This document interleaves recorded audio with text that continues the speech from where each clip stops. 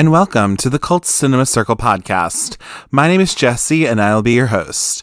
So on today's episode, we are going to go join the mobile infantry unit and go fight for our country against these, spider monster things. But today we're going to be covering 1997's Starship Troopers. Now, I will not even lie, I had never seen this movie before, ever. I had probably a cursory understanding of what the movie was. I knew it was a war movie, kinda. I knew that, I guess. And then I knew Denise Richards was in it, and that was about it. I didn't really know much about it. Our girl Barbie from the Jurassic Park episode, she gave me the suggestion to do this movie. Because why not? It has an interesting production history for sure. And I do think it has this kind of cult following of people. And it has been reappraised as well from when it had come out. And so I think that's really... that warrants it being a part of the cult cinema of it all. But anyway, but yeah, I never really watched it. And so as I'm recording this right now, it is currently on Netflix. So I thought, all right, cool, I can watch it.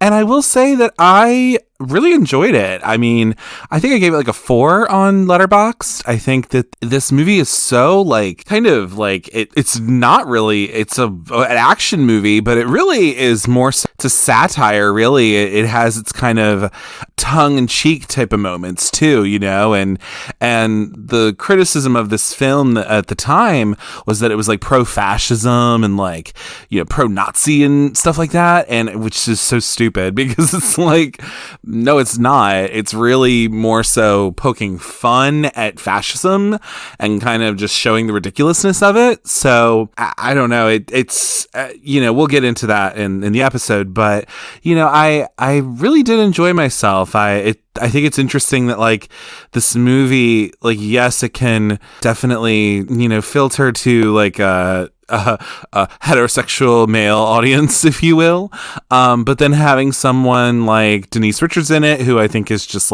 queen of camp in a way, that, or even just having Neil Patrick Harris in this movie, what the fuck, he's hardly in it though, but I just think that's really cool. And and then just seeing random people, so Clancy Brown's in this movie, and he's Mr. Krabs, and he's also just an actor in general. So it's cool to see him in there. Side note, he's also very attractive in this movie, and I'm just ooh, okay. But yeah, I enjoyed myself. I also found out, I was talking to my friend Barbie, and we were talking a little bit, and I found out that apparently, funny enough, Casper Van Dien, who is the lead of this movie, apparently he has a sister. He has three sisters actually, but apparently his sister actually works in Maryland as a massage therapist, apparently, and that's public information, I guess, which is kind of cool. So plus also her name is literally Van Dien, so you can go look her up, I guess. But yeah, I just think that's kind of cool, I guess, and random as hell. But anyway, but yeah, no, I think that's really, but I think this movie in particular, yeah, it's just a great little movie. And I think it was just misunderstood by people probably when it came out, and now it's been reappraised as something that is to be seen as this lampooning just how ridiculous fascism is. Without further ado though, so we're going to move on to the meat and potatoes of our episode of the figures of this movie. How exactly did this movie come to be, because there's a lot to it, and then we'll also get into a plot breakdown and character breakdown and things like that. But let's move on to those figures. So Starship Troopers was released on November 7th, 1997, and was directed by Paul Verhoeven, written by Ed Neumeier, and produced by Alan Marshall and John Davidson. We're looking at an estimated budget of about $100 million to $110 million, and we're looking at a gross US and Canada box office of $54,814,377, and then a gross worldwide of $121,214,377. So in the States kind of was a flop, but then worldwide it made up for some of that as well. But still, if we're looking at that, it didn't, do gangbusters or anything. We're looking at a 70% on the tomato meter and a 70% audience score. And then we're looking at an IMDb score of 7.3 out of 10 and a Letterboxd score of 3.7 out of 5. For our cast of characters, we have Casper Van Dien as Johnny Rico, a school sports star turned military infantryman. Dina Meyer as Dizzy Flores, Rico's former classmate who joins the mobile infantry. Denise Richards as Carmen Ibanez, an aspiring Starship pilot and Rico's girlfriend. Jake Busey as Ace Levy, a military infantryman. Neil Patrick Harris as Carl Jenkins, a psychic who joins military intelligence. Clancy Brown as Sergeant Zim, Rico's sergeant during training. Seth Gilliam as Sugar Watkins, a member of the Roughnecks Special Forces unit. Patrick Muldoon as Xander Barkalow, Rico's rival who is romantically interested in Carmen. And then we have Michael Ironside as Gene Razek, who's a former teacher turned squad leader. Some critical response quotes about Starship Troopers are as follows. We have John R. McEwen from Film Quips Online, who states, "The special effects aren't bad, but it's obvious that the entire budget was used for them at the expense of actors, writers, and directors." We then have Robert Roten from Laramie Moviescope, who states, "What galls me is the film's marketing, moral, and ideological cynicism." And then we have Scott Rosenberg from Salon.com, who states, "Lacks the courage of the book's fascist conclusions." So before we move into any kind of plot summary or breakdown about Starship Troopers, I wanted to go over some production history of this film, and boy, there's a lot of it. So to just start off with Starship Troopers, so since the release of RoboCop, producer John Davidson had wanted to develop another project that would reunite members of the creative team that had worked on there, such as Ed Neumeier and stop-motion animator Phil Tippett, who, if you don't know who Phil Tippett is, he did a lot of the stuff on Jurassic Park, and he also made the movie Mad God that took him about 30 years to make, that he did with some of his students and all of that, but struggled to progress any relevant projects for them. So Neumeier had separately been struggling to develop new story ideas alongside his RoboCop co-writer Michael Meyer. And so the pair eventually realized that their writing partnership was no longer working, and Neumeier himself began developing a story treatment called Bug Hunt at Outpost 7. He said, "I wanted to do a big, silly, xenophobic, let's go out and kill the enemy movie, and I had settled on the idea that it should be against insects. I wanted to make a war movie, but I also wanted to make a teenage romance movie." So insects were chosen as the enemy due to Neumeier's wife's strong fear of the creatures. And so in December of 1991, Neumeier brought his idea to Davidson at Warner Brothers Studios, Burbank, which also headquartered TriStar Pictures, to whom Davidson had a pre-existing development deal with.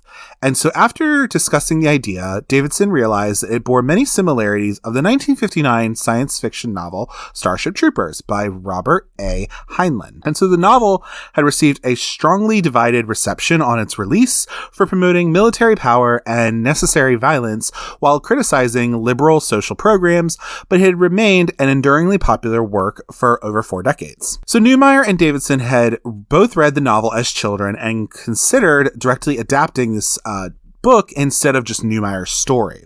However, Davidson believed that the film adaptation rights would have already been purchased by that point, and he encouraged Neumeier to continue his original idea, later retitled Outpost 7. So by late 1992, Davidson was working out of Sony Pictures Studios Culver City when Neumeier brought him the finished Outpost 7, alternately known as Bug Hunt. And so although Davidson liked the treatment, it was rejected by Chris Lee, who was a TriStar executive. Undeterred, the two gentlemen, Neumeier and Davidson, decided to research the film rights to Starship Troopers, believing the more well-known intellectual property would change Lee's mind. And so they learned that the rights were available and instead pitched making Starship Troopers. So Lee was more receptive to that, but the pair also received broader support from other executives like Mike Medavoy, who is the TriStar head of production. Mike Medavoy also ended up making Phoenix Pictures, which released movies like Urban Legend and Dick. Fun fact, who had been supportive of making RoboCop. But with the studio's support in place, the rights to Starship Troopers were purchased, and Neumeier began adapting his Outpost 7 script to fit closely to Heinlein's novel. And so development as Starship Troopers. So Paul Verhoeven was the only person who was considered to direct Starship Troopers. And so progress for this adaptation remained slow for the next few years, as TriStar regularly replaced executives, including Medavoy, and high-value or risky projects were really scrutinized. So even so, Davidson spent much of 1993 securing a lot of the key crew like Tippett and also Paul Verhoeven.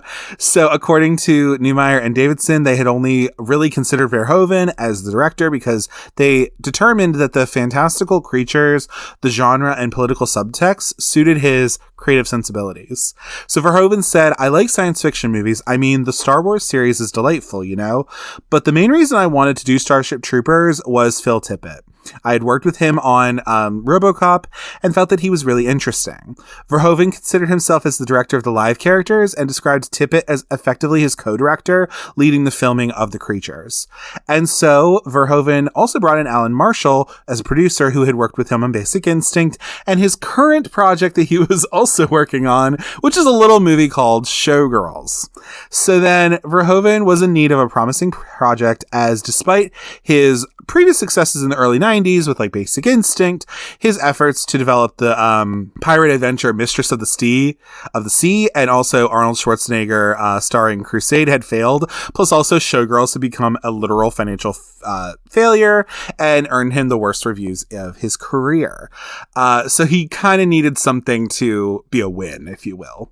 By 1994, the studio had not agreed to move along with Starship Troopers out of the development stage, and so into pre-production. So key crew members, including Davidson and Verhoeven, decided to produce test footage to demonstrate their intended visual style and tone. So although still busy filming Showgirls at this point, Verhoeven was determined to direct the sequence himself.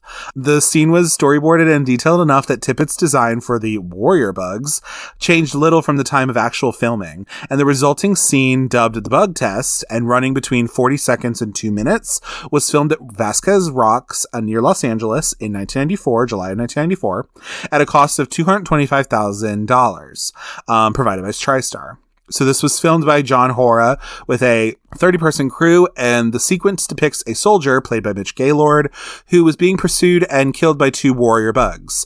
Neumeier makes an appearance as a dead soldier, and the visual effects were finished by September, and then the completed bug test, quote-unquote, was screened for TriStar in about early October.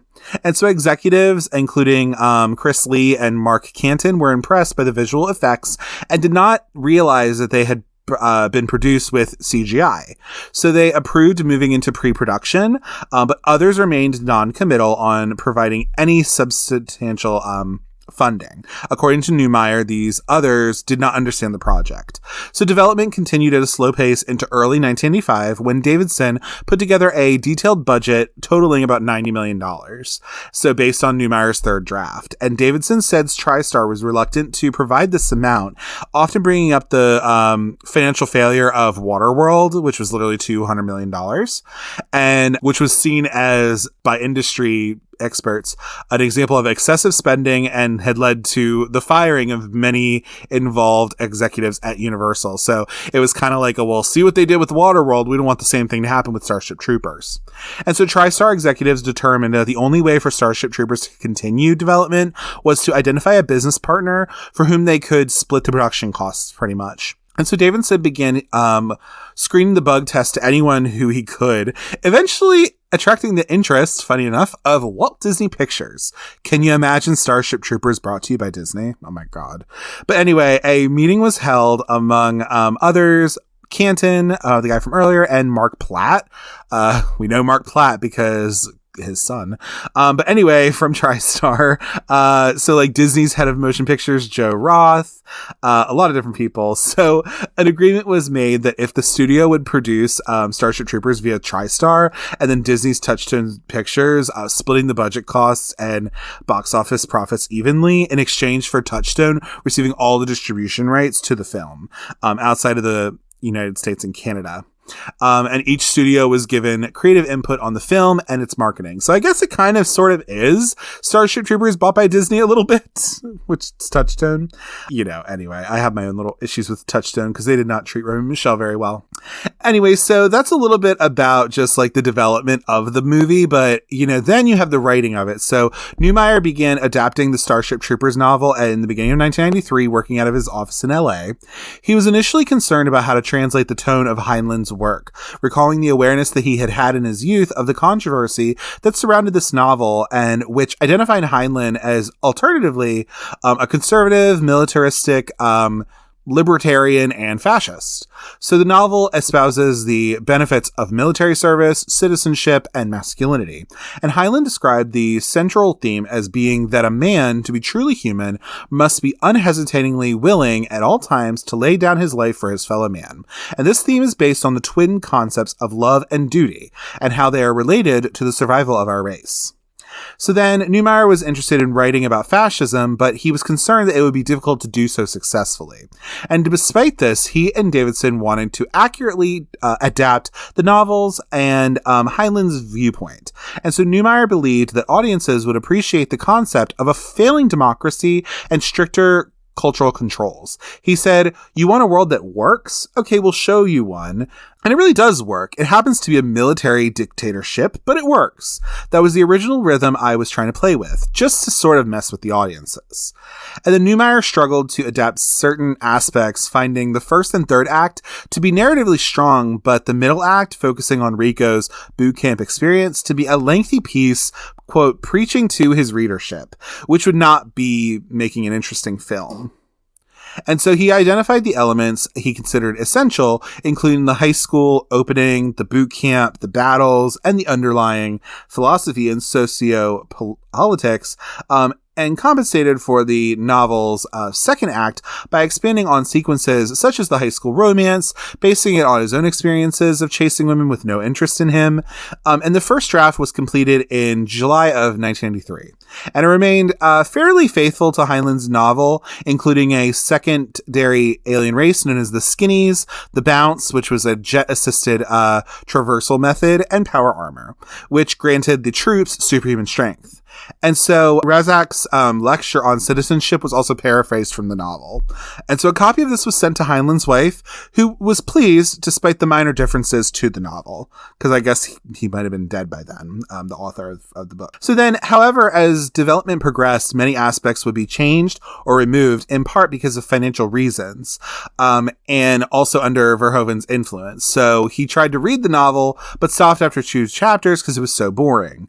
It was really quite a bad book. It's a very right-wing book, is what he said. Remember, we're talking about like a Danish guy here, like a Dutch guy. So like and some of his early movies are fucking crazy. So, anyway, he said he had Neumeier summarize the narrative for him and found it militaristic, fascistic, and overly supportive of armed conflict, which clash with Verhoeven's experience as being in occupied Netherlands, from German occupied Netherlands during World War II. So again, it's bringing up some of that trauma for him of like living post World War II and during it. So Verhoeven determined that he could use the basic plot to satirize and undermine the book's themes by deconstructing the concepts of totalitarianism, fascism, and militarism, saying, all the way through, I want the audience to be asking, are these people crazy? So in 1994, as I stated, Verhoeven was still shooting Showgirls, but remained active in the second draft of this film. And so among his suggestions was to introduce a romantic subplot between Rico and Carmen and combine the male character Dizzy with a Neumeier created female called Ronnie, who was romantically interested in Rico. This in turn led Neumeier to develop romantic triangles between Dizzy, Rico, and Carmen, and then Rico, Carmen, and Xander. So then other aspects were removed, such as the Skinnies, because Verhoeven thought that too many alien races would be confusing, while queen bugs and advanced canines called neo-dogs were considered financially unviable. And another financially motivated change was the removal of the drop, which was a method of dropping launching troops into orbit, from orbit into capsules that shed layers during landing, leading to the name Cap Troopers. And so preliminary designs were made of the capsules, but were generally attached to parachutes, which did not match the intended aesthetic. And so adding rockets was deemed impractical because it would have required numerous different visual effects and taken too much time to accomplish. So they settled for drop ships. The most substantial change was making the enemy more insect-like, as Verhoeven did not want to see a bug with a gun in his hand. I'm not going to go too deep into that, but just so you know, things were changed pretty much from what Verhoeven wanted to do. We'll get into a little bit of pre-production. So under the company name of Big Bug Pictures, the Starship Troopers teams were provided with a large suite in the Astaire building on the Sony lot to work from. And so Verhoeven concluded work on Showgirls, and he then went into this movie. So he had spent several months producing over 4,000 storyboard images of the Starship Troopers script. And yeah, he just had a lot of work cut out for him, if anything. A lot of the key crew members were hired during 1996, including the cinematographer, Jost Vacano, as well as Vic Armstrong, who was the stunt coordinator, Mark Goldblatt as the editor, John Richardson as special effects supervisor, and Basile Polidaris as the music composer. So that a lot of people were really just hired from this, honestly, is what it seems like. It's the basic idea we have. A lot of these people were just like, So they were also scouting several locations, but rejected most of them as they were not considered unique enough. So others, such as the Valley of Fire State Park in Nevada, had too many restrictions that could impact filming. And also the situation was made more difficult by U.S. government shutdowns, which made obtaining the necessary filming and associated permits protracted. So they intentionally avoided scouting parks and stuff like that to make this. And so the restriction limited their options, particularly for impactful scenery. And so what they ended up finding was that they were able to go to Wyoming, and they found stuff out there too, to be able to do stuff. So yeah, they did some of that in Wyoming, and they were able to do a lot of it there. And then also was South Dakota, as well, because they use some of that stuff there as well, which is really interesting. So we have a little bit of the filming. So again, this filming, it came right after Showgirls for Verhoeven. And so casting for this movie, he wanted a cast who visually embodied Caucasian, blonde, blue-eyed, and the beautiful image that he had perceived in Triumph of the Will and Triumph, the Nazi propaganda film. He described it as an idiotic story. Young people go to fight bugs. So I felt the human characters should have a comic book look. And so he was searching for popular, well-known film actors who were in their late teens to early 20s, but he realized that many of the contemporary stars were already in their the 30s and already committed to other projects. So he even looked for people that were on Melrose Place and 90210, but even lesser known actors Casper Van Dien, and Dina Meyer, and even Denise Richards at a point as well. So Verhoeven said that Starship Troopers could have benefited from casting actors for their ability instead of their looks. But they had so, for example, Casper Van Dien, he got the role, but of course, Mark Wahlberg and Matt Damon were also considered, and they auditioned. But Van Dien really just had what Verhoeven was looking for. Denise Richards had to audition 5 times to try to get this role, and she did. So there's that. Neil Patrick Harris was mostly known at this point. Again, there was a time where people didn't know who he was, except for being Doogie Howser. So this was a way for him to be able to shed that image and move into more of an adult career. So that's kind of cool that he got to do that. And yeah, Patrick Muldoon, he had been on Melrose Place, so he was able to do a little something different than being on television. Also, Clancy Brown, our good old Mr. Krabs himself, is Sergeant Zim. And so, he very much was inspired by movies like The DI and Full Metal Jacket, just having that kind of really hard as nails type of military guy. But yeah, they were able to find these people, and I think it was a really cool project for them to do, I'm sure, especially since some of these people, they weren't like huge movie stars by this point or anything like that. But apparently, when it actually came to filming this fucking movie, there was a lot of extreme weather that went on, really warm days and like frigid evenings that really didn't help when you're in the middle of the fucking country. So yeah, I mean, there was a lot kind of going on with there. This was a hellish shoot, it seems like. Didn't seem like it was super fun, to say the least. A couple injuries, things going on, when you have all this going on. I also think that there's like I think one of the things that this movie is known for, is having like a co-ed shower scene. It was filmed on a set in Sony Pictures and had about 15 cast members. Verhoeven had them gather around him, clothed, before clearing the set of all crew. And then he told the cast to undress at their own pace. Although some of the cast admitted to being nervous, they all undressed fairly quickly, but requested that Verhoeven and Vacano also be nude, to which they agreed. And so the scene, which would become one of the most infamous scenes in this, but Verhoeven remarked that he had done a similar scene in RoboCop, although few seemed to notice it. And for Starship Troopers, he wanted people to take notice. He described the point of the scene is that all of the characters are fascists, so they have no libido. They only talk about their careers in combat. And a separate nude scene was written for Denise Richards, but she refused to do it. So she didn't see the purpose, which, you know what? I love you, Denise Richards.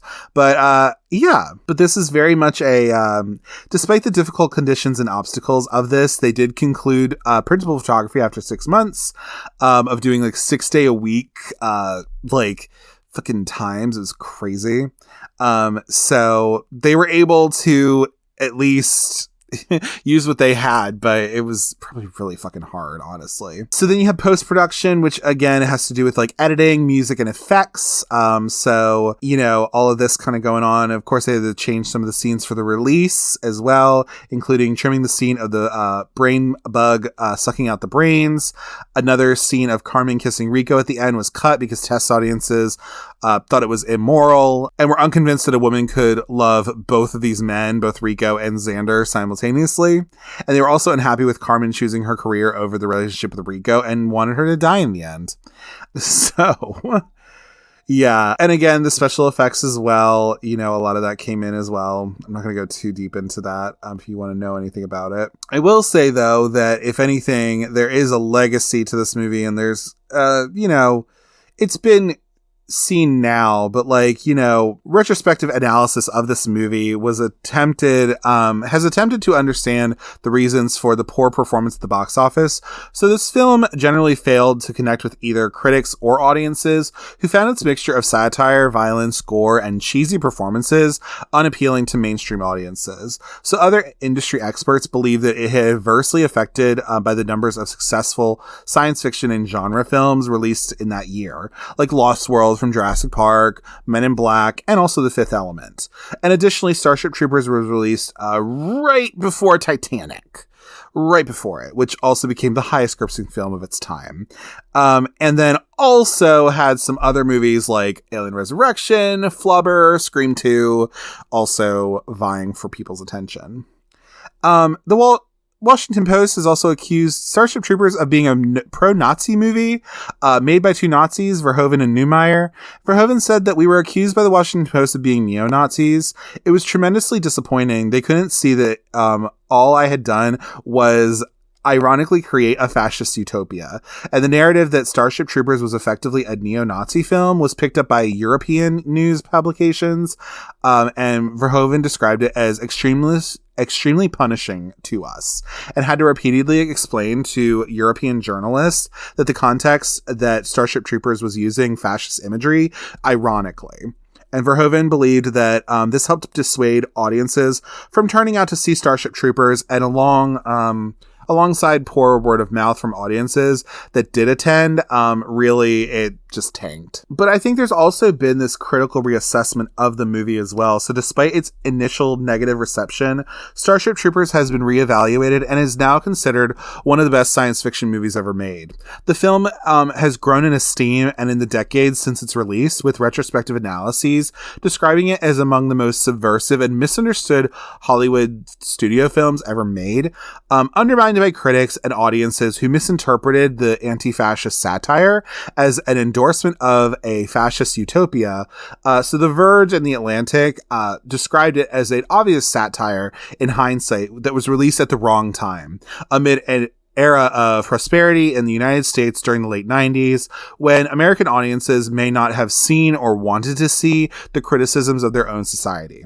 And the marketing was also blamed, which presented Starship Troopers as a typical science fiction action film, making it easier for audiences not expecting satire to misinterpret it. Often other publications argued that Starship Troopers was an example of Poe's Law, where views are presented to such an extreme that it becomes impossible for audiences to understand if it's serious or if it's parody. And then also, opinions of the film gradually changed alongside societal shifts, making the satire more obvious, particularly in the 2010s, as its critique of right-wing militarism, the military-industrial complex, reactionary violence, and American jingoism made it seem ahead of its time.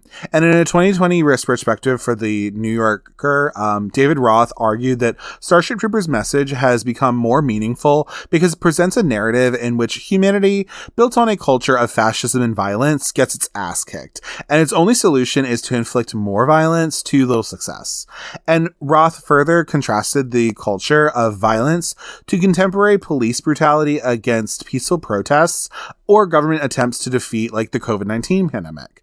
And Sci-Fi also said that it remains riveting, but was undermined by poor acting, even if it was intended, and also melodrama.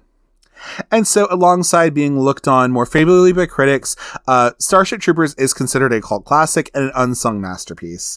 Empire calls it the true successor to RoboCop's savage satire and gonzo violence, unlike that film's own sequels. So then Starship Troopers is now considered one of the best films of the 90s. In 2021, the BFI named it as one of the 10 greatest sci-fi adaptations. So yeah, it's had this kind of interesting reappraisal, and there's cultural influence of it too. Starship Troopers has continued to generate interest in the decades since its release, in part to the critical reassessment, but also because of its elements which seem to reflect future events like 9/11, subsequent actions of the U.S. government, and George W. Bush to convince the American people to surrender certain liberties to try to enable a war and defeat their enemies. And retrospectives in the late 2010s and early 2020s have described how an contemporary rise in fascist activity in the U.S. has made Starship Troopers more prescient and more of a warning than a satire. The AV Club describes Starship Troopers as a brilliant dissection of wars and how propaganda is used to justify young people being sent to their deaths against a dehumanized enemy. And then Verhoeven followed Starship Troopers with the movie Hollow Man, which is a film that he believed lacked his own personal style as he acquiesced to studio demands. Disillusioned by the Hollywood studio system and compounded by his failures with Starship Troopers and Showgirls, Verhoeven returned to Europe to work outside of the Hollywood system, going on to earn acclaim for The Black Book, Elle. Casper Van Dien remarked that there's not been a week in my life since I did Starship Troopers where I can go down the street without someone going Rico.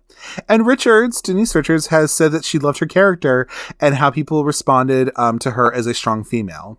And several filmmakers have named this as an influence or among one of their favorite films, including Ari Aster, Margaret Brown, Macaulay Culkin, David Lowery, Robert Rodriguez, Eli Roth, Riley Stearns, Quentin Tarantino, James Wan, and Edgar Wright.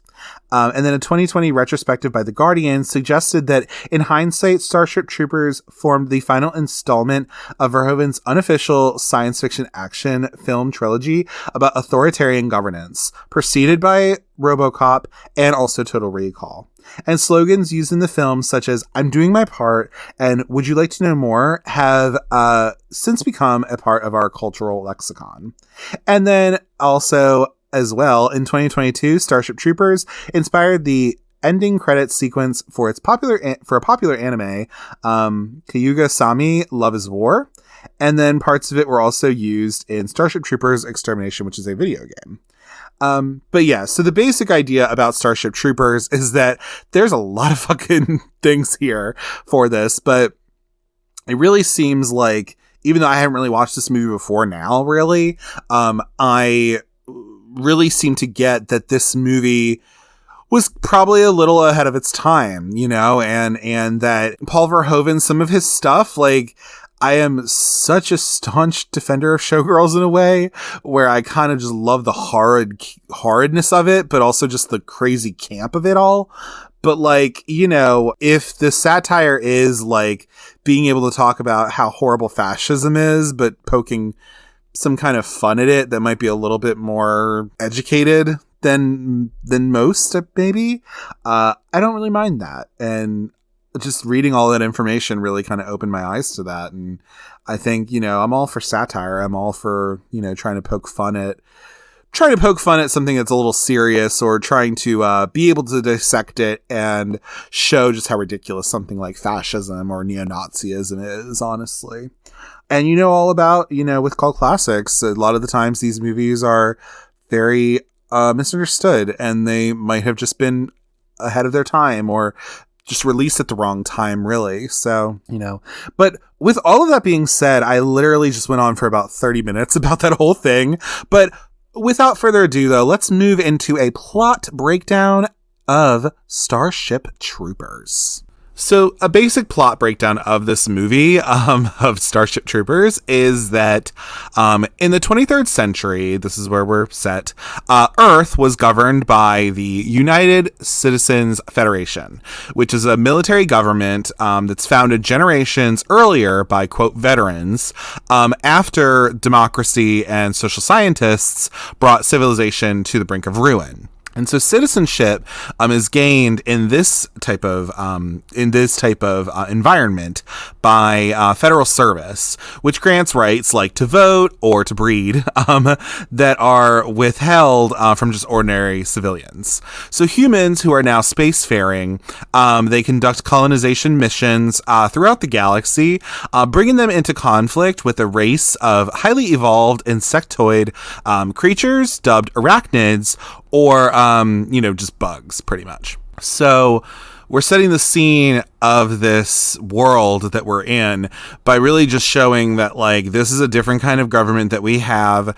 And really, in this situation, that's what's kind of poking fun at the idea, or just poking, holes in this idea of fascism, because yes, you could see that this is like a military government. So, you know, there's that. But again, it's just showing how ridiculous it is, and how all of these people, so many people, like our characters, you know, they seem to be down with, you know, doing service for sure. So despite the protest of his parents about the risks of going into the military and all this, you have our teenage jock, played by Johnny Rico, who's played by Casper Van Dien. He enlists as a mobile infantryman to remain close to his girlfriend from high school, who is going to be a spaceship pilot, Carmen Ibanez, played by Denise Richards. So they go to the same high school, pretty much, and their boyfriend and girlfriend. All of these people pretty much live in Buenos Aires, Argentina. And so, like, this is just where they live, apparently. And so, in the beginning part of this movie, you do see that you have Casper Van Dien, you have Johnny Rico, I guess. Him and Carmen, they're together. You see him, like, drawing on a tablet, like this art of, like, him kissing his girlfriend, which is, like, really cute, while he's in class with the particular teacher that he has. It is Jean Razek, I believe, who's played by Michael Ironside, from, you know, just Scanners, and also like Hello Mary Lou Prom Night 2, but just being Michael Ironside, obviously. But yeah, he's in the beginning. Also, fun little fact, there's also a scene, so like Mr. Razak, he is like a history teacher-ish kind of sort of, but then you also have the next class, which is biology, and that biology teacher is actually played by Rue McClanahan, which is Blanche from the Golden Girls. But anyway, so yeah. But you have this relationship between Carmen and Johnny Rico. They have a friend, Carl Jenkins, who is psychic. He's played by Neil Patrick Harris. You see a little bit of that where like he's able to like, he's not psychic to where he can read the minds of humans. Apparently he can do like pets and animals, which will come in handy later. But yeah, because him and Johnny have like a little scene about that, which is kind of interesting.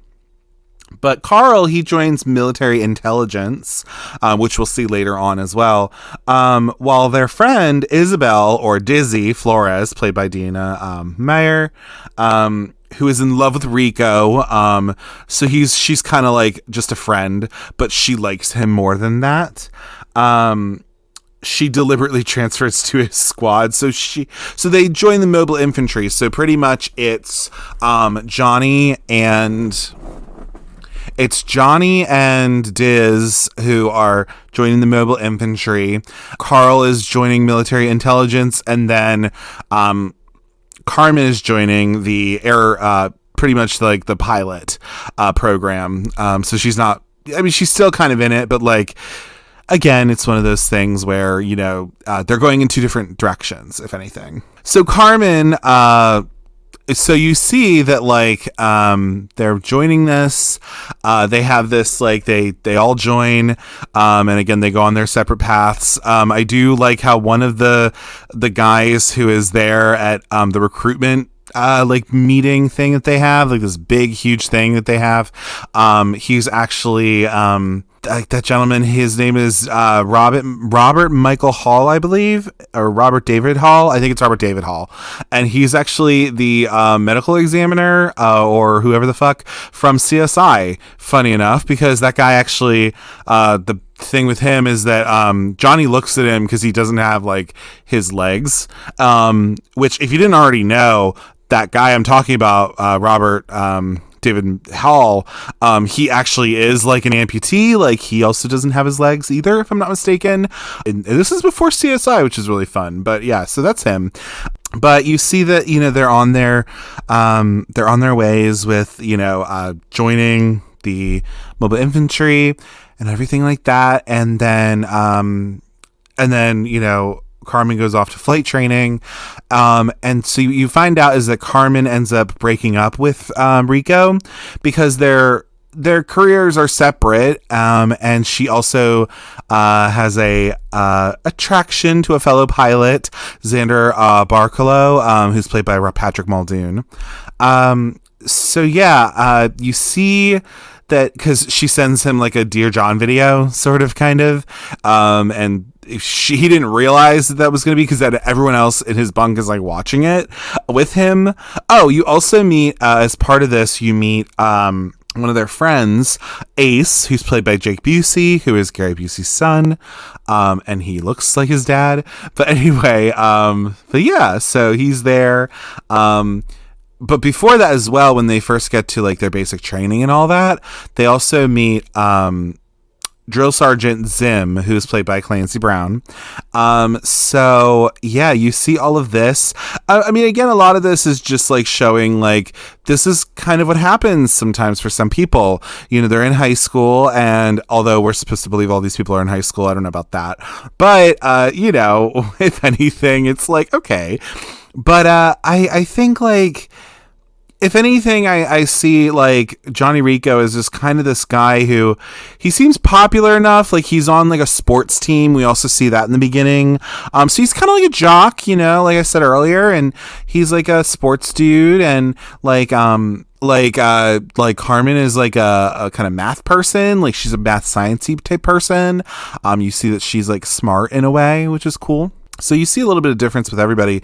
But yeah, I mean, like, I really do see that, like, Rico himself is just like, he's this kind of popular guy, but maybe he doesn't really know exactly what to do with his life. And even his seeing it from his parents' point of view, because you do see that that's kind of a point of contention for him and his parents, is that he wants to go into this because he wants to stay with his girlfriend pretty much. He wants to, like, try to be with her. His parents aren't really into the war, really, and they're not really into going into military service, and why would you do that? But yeah, I mean, there's such interesting characters to me a little bit, like, so Rico is kind of that stereotypical jock, if you will. I do think, like, Carmen is a little bit different, because you would think, because she's, like, played by Denise Richards, she'd be like this other type, but she really is just, like, a smart chick who's, just trying to follow what she wants to do, and she wants to be a pilot, and she's going to follow that dream. Just cool. So anyway, during their training, though, Rico impresses Drill Sergeant Zim, who during their training, he earns a promotion to squad leader. But when he does the squad leader thing, so they're playing like this weird like laser tag thing to like show how to shoot guns and stuff like that. Rico makes a mistake during a training exercise, and what ends up happening is he causes the death of one of his squad mates, and also the resignation of another one. So he is then consequently, though, after this, Rico himself is demoted from squad leader, and he is flogged. You have this whole scene where, like, it's kind of uncomfortable. Like, they chain him up, he gets 10 lashes, and they literally just whip him, which is like really fucking like jarring in a way. But yeah, and this also shows that, like, again, like, he went into this kind of for the wrong reason, and then by that point, like, he got broken up with by Carmen, so, like, now he's just like, oh shit, what am I doing here? But he does have an aptitude for, like, leadership, and he's showing that, like, okay, maybe I can do this. But this is just kind of showing, like, in his brain, he's like, I can't do this, I don't want to do this. Even though I would say, like, he does resign from the military, but and he's like all down with, like, not going, and even, like, I almost said Invader Zim, but, like, Sergeant Zim, like, he's even, like, there is something about that Rico boy, like, he takes a liking to him. He takes, like, I understand him, even when he's getting his lashes, right? And all of that. It's like, I don't know, if anything, like, I mean, if anything, like, I think Zim is reminded of himself, really, in this situation by Rico. So that's kind of interesting.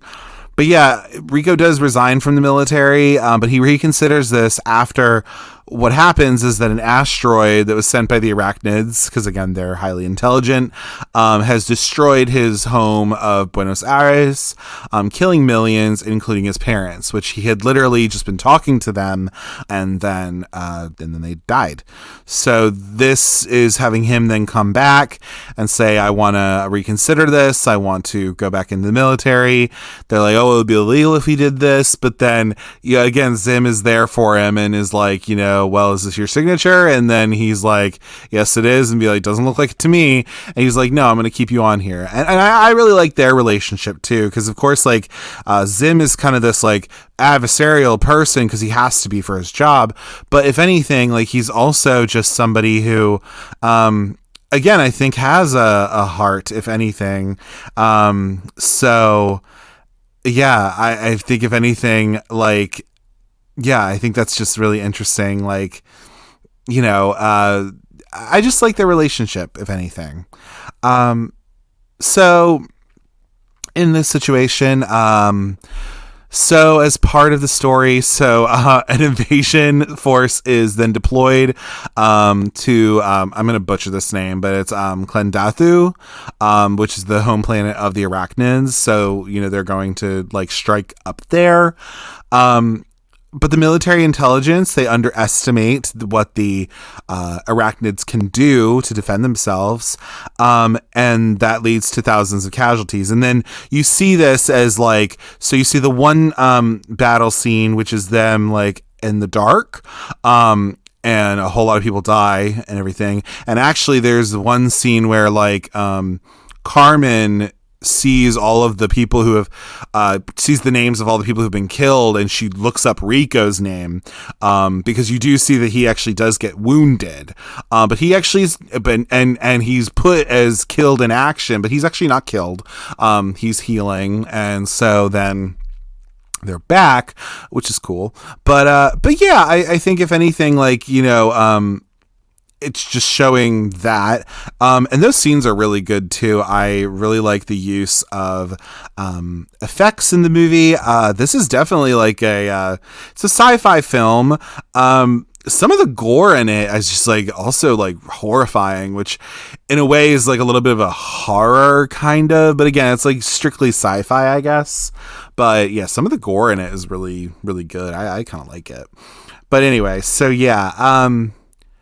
But as I said, so Rico was wounded, but he's rescued by Lieutenant Gene Razek, again, Michael Ironside, his former high school teacher.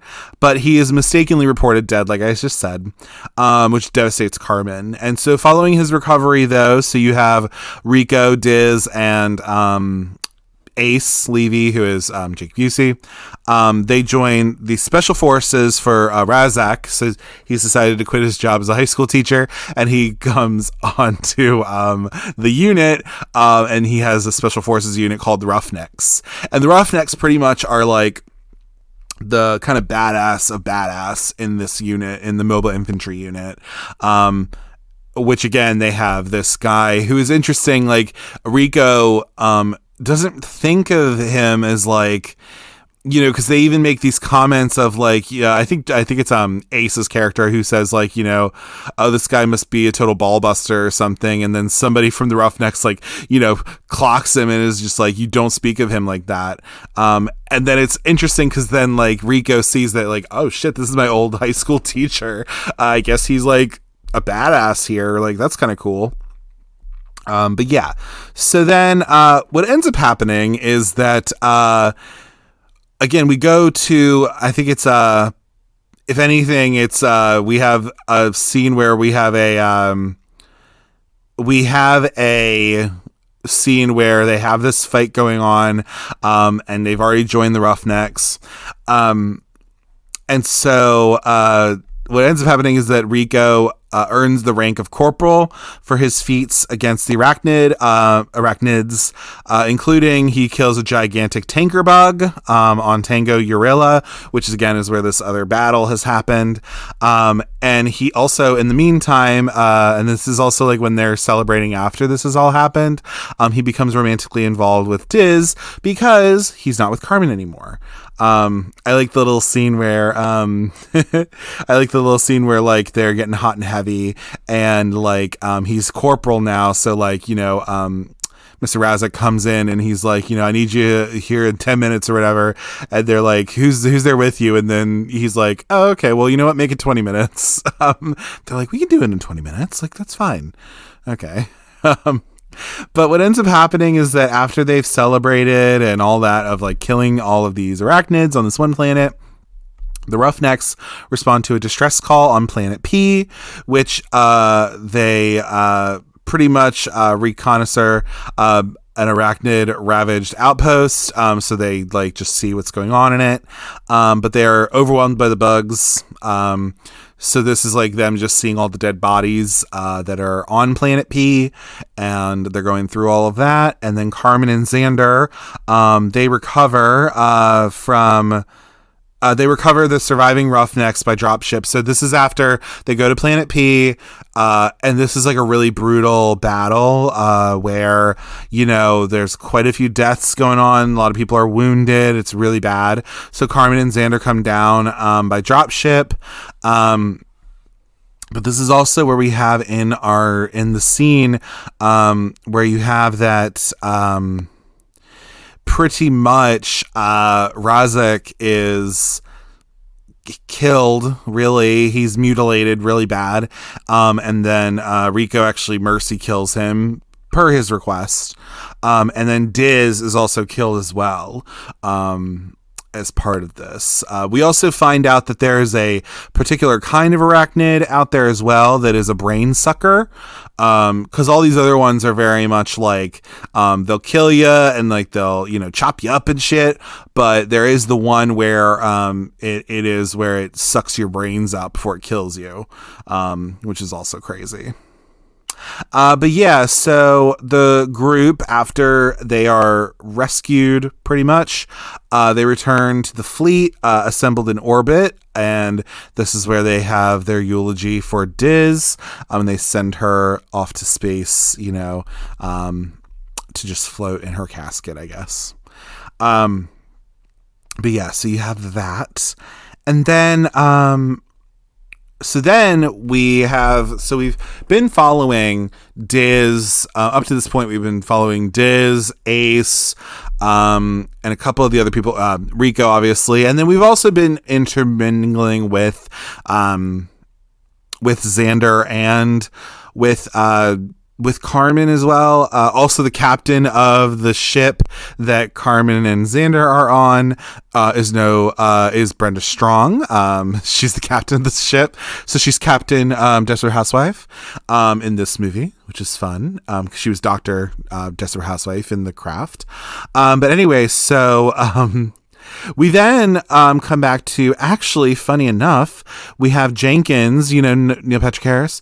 He comes back into the story because he's now a high-ranking colonel, because, again, he went into military intelligence and he was able to have that go on. But he explains that the Roughnecks pretty much were deliberately sent into the trap, justifying it as a necessary sacrifice to prove the existence of what I just said, which is a brain bug, which is a highly intelligent arachnid strategically directing the others.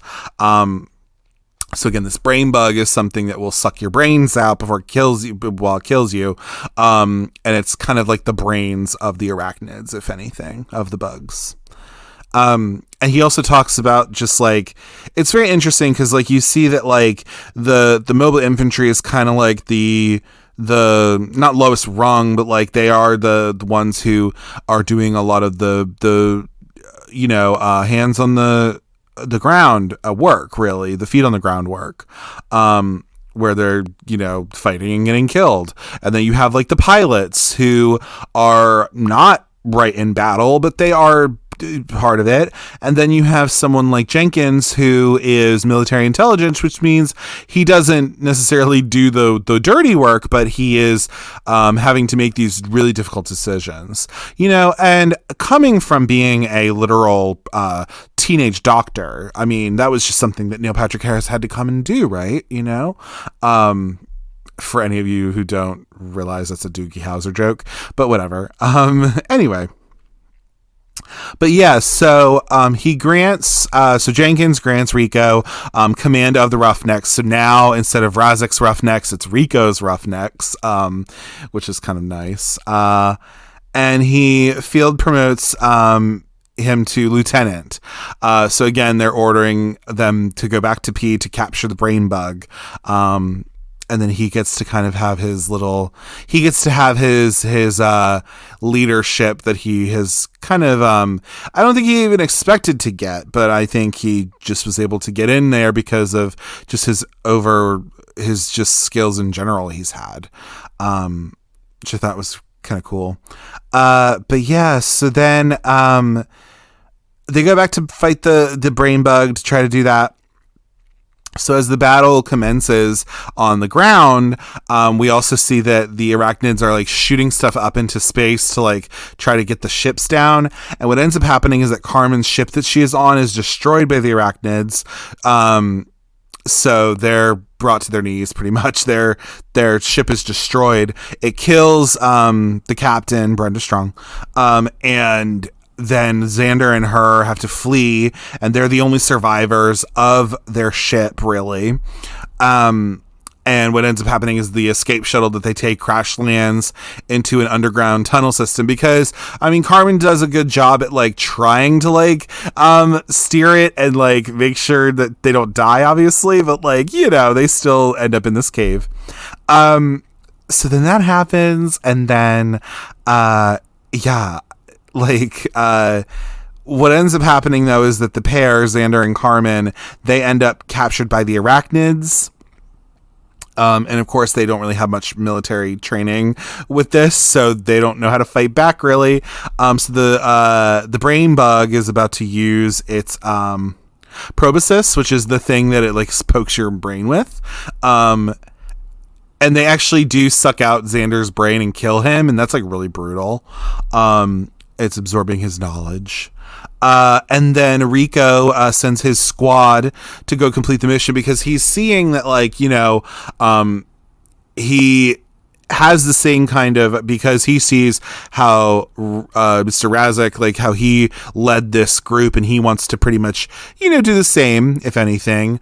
And he has the same kind of standards for him that, you know, Razak had for them. So, but yeah, Rico sends his squad to complete the mission, while himself, Ace, and their squad mate Watkins, which is one of their squad guys, they find Carmen and they hold the arachnids at bay with a miniature nuclear bomb.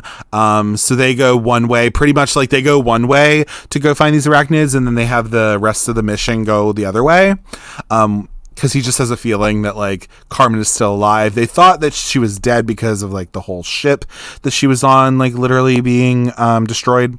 But she's not. She's still alive. And so then the brain bug escapes while the arachnids attack. And what ends up happening is that Watkins, their squad mate, is mortally wounded. But he does kind of, in a way, sacrifice himself, kind of. Because he realized that he's kind of done for. He detonates the bomb while his team members escape. And on the surface, but again, so this like kills all these arachnids, which is really nice. And they're able to save, Carmen, which is nice because I thought she was a goner. On the surface, they do find out that Zim has actually captured the brain bug, and the assembled troops rejoice. As Jenkins, they capture this brain bug, which was like their whole thing that they wanted to do, and he psychically detects that it's afraid. So like that's a kind of thing that, like, okay, they do have feelings, and that also the big thing about this too, that's kind of talked about through the whole movie, is this idea of like, we have to try to understand the bugs. Cause again, at first the thing is that they thought they knew that it was just like, okay, these bugs or whatever. Right. But it's not just that. They are smarter than you give them credit for. So with that, it's like, you know, how do you go about trying to learn more about these bugs and try to get on their level in a way? And so the fact that this bug had like the sense of fear, if anything, was very interesting. And it was also a way for them to study this bug, and that's kind of the whole point. Like they want to try and understand what to do with these bugs and how to fight the enemy, pretty much. So it's all nice and fine and dandy. So yeah, you see that at the end of the movie, we have a propaganda advertisement, details how the brain bug is being studied, supposedly to learn its secrets and to ensure the humanity's victory. The advertisement also encourages the viewer to enlist and to do their part in the war, as they become like Carmen, who's now the captain of her own ship, and also Rico, who leads his troop into another battle. And yeah, that's kind of the fun thing about this film, is that throughout it, you do have this kind of like interesting style where you have like these different, it's as if someone is like going through the internet in a way, and just like pulling up these different reports about like what's been going on with the arachnids and like their destruction of the, you know, fucking, you know, environment that they're destroying. And one of the fun things is like, would you like to know more? So it's just like kind of showing that. And yeah, I just thought that was like really fun. And I think that also kind of gives a little bit of a tongue-in-cheek kind of part to this too, because you can see that like, even though this isn't really a comedy like that, it's just more so like it's very aware of what it's doing. And it's it even ends on like, you're watching this as if you're just following these people around in a way, which I thought was really interesting and kind of cool. But yeah, so and that's kind of the end of our movie, if anything, because that's really how it ends, is just like, here's what happened today. So yeah, that's pretty much the plot of the movie. Now, I will say that there are a few scenes that stick out to me, in particular, from this film. Probably the biggest one I would think that most people would talk about as well is that there is a co-ed shower scene in here, which is very interesting. That pretty much like, like, if anything, like, this shower scene, I think what makes it so interesting, and I think what gets people talking about it, is the fact that this movie, because it is very much about serving your country and like talking about just like the military and talking about, what it's like to go to war and all this. One of the interesting things about Starship Troopers and this co-ed shower scene is that it's really not sexualized at all, which is really interesting. Yes, you see boobs and you see man butt and like all that kind of stuff, but there's no sexuality to it, which I think was very,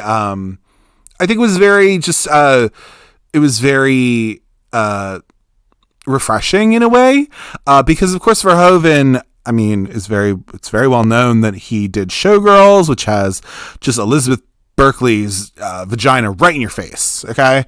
But, and also Basic Instinct and, these different things. But for him to have this, yes, it's there, but I don't think that the shower scene is really there to titillate, if anything. And I really appreciate that. And I think a lot of people appreciate that like this film, it just shows this like co-ed shower thing, and that's really it. And they're just there to wash themselves and really be done with that, and there's nothing titillating about it, which I just think is like really refreshing. And I think that's why a lot of people like it. So that's definitely a huge one. That I think a lot of people would talk about for that. I'm trying to think what other like scenes there are that I think are like, if anything, kind of interesting or whatever. I think a lot of these battle scenes, like I said, I really like the special effects in it. I think they do a good job, and it's so cool that in 1997, like they were able to do this CGI work, and it still pretty much holds up, which is really cool. I think there's a lot of that as well. And then also just like, I really liked the scenes between figuring out what's going on with Carmen as well. I kind of liked her character because it was just cool to see somebody who was just so sure of themselves, but not in a super cocky way, I don't think. I think it's just more so she's very self-assured. And she's also choosing to like, she's choosing her career, and she wants to be able to be a pilot, and she wants to, really have this goal for herself, and she knows what she wants, which I think is really cool. And I like that. Some could argue that if it's feminist or not, I don't know, but like, I liked seeing a person like Carmen as well. And even just someone like Dizzy, I like her too, because like, yeah, she's like the romantic she's romantically interested in the lead character, but she has her own things too. She is also, she's actually pretty much a badass, which is kind of cool. And, Rico even takes like, he takes notice of that, and he wants her to like help lead, some of the platoon as well, if anything, which I thought was kind of cool. And yeah, like he also trusts her as well, not just because they're sleeping together. I mean, that's one thing of it too, but if anything, like it's yeah, I think like, I think this just did a good job with that. And I'm trying to think what other scenes there are that I'm, thinking are like a big part for me, but, I don't really have a whole lot that I can think of right now. Yeah, no, I don't really have, I can't really, yeah, I mean, like those scenes that I talked about, if anything, like those are ones that really like stand out to me. And yeah, I think a lot of these characters, again, I think they are, they only go so deep, if anything, which I can appreciate, because this movie is not trying to be anything. This movie, I think, understands what it is, but it's not trying to be anything super deep when it comes to the characters. Do you know what I mean? Like, I think, like, yes, it is a satire on just like fascism as a whole, and it is doing that. But I'm just also like fascinated by, yeah, like these people are just like really pretty, which was kind of a point of, you know, casting these people. Like they wanted people who were like from television and, you know, weren't like these big movie stars or whatever, because then you're able to have a little bit more fun with it. But yeah, else that I can think in regards to that, I don't think there is a whole lot else that I can think of in regards to just like the plot as a whole. I think the plot's pretty standard. And also I think like, yeah, if anything, these characters are, it's funny because so there are some reviews out there that dismiss the central cast, that describe them as no-name mannequins, that offered a all-American, superficial, Aryan stereotype of beauty, while criticizing their limited acting abilities, which made some of the critically derided peers seem like classical thespians and made it difficult to be invested in the narrative. There are also critics out there, such as James Berardinelli, who state that Starship Troopers content wouldn't work with good or even competent actors. He actually praises the cast for being appealing and enthusiastic, particularly Van Dien and Meyer, for retaining some human interest once the special effects sequence has become more prominent. So yeah, I think these characters are you're not going to get like super deep characters with them, you know? I mean, it's not that these people are bad necessarily, it's just more so that they are, if anything, they are just, they're enthusiastic and they are pretty, and you get that from them. So, you know, yeah, but I think that's everything I can think. But yeah, that's pretty much for my plot and all that, and that's pretty much the end of Starship Troopers as we know it. And then that's the end of Starship Troopers. So wrapping up on, you know, Starship Troopers as a whole with this movie. So like I said in the beginning, you know, I did really enjoy this film. I enjoyed it more than I thought I would. And I just think it is such a smart movie. You know, Paul Verhoeven has his like hits and misses, if you will. Stay tuned. We will be definitely doing one of his big ones for sure, of course.